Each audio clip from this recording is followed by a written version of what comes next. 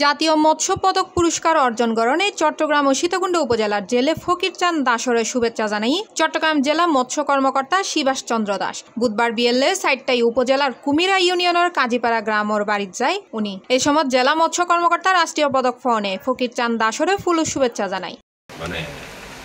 সারা দেশের 16 জনের মধ্যে একজন ফকিরচাঁদ দাস প্রধান উপদেষ্টার আতত্তুন এ পুরস্কার গ্রহণ করে।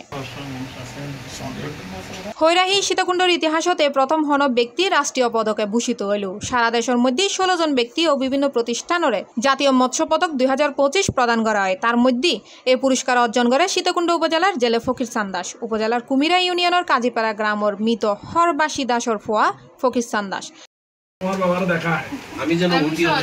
এই সময় উপস্থিত আছেন সীতাকুণ্ড উপজেলা মৎস্য কর্মকর্তা মোতাসিম বিল্লাহ, সাবেক কর্মকর্তা কামাল উদ্দিন চৌধুরী, সাংবাদিক কামরুল ইসলাম দুলু, সাইদুল হক সহ বিভিন্ন নেতৃবৃন্দ। জেলা মৎস্য কর্মকর্তা শিবাস চন্দ্র দাস C+ টিভিরে হয়। জেলা মৎস্য কর্মকর্তা চট্টগ্রাম।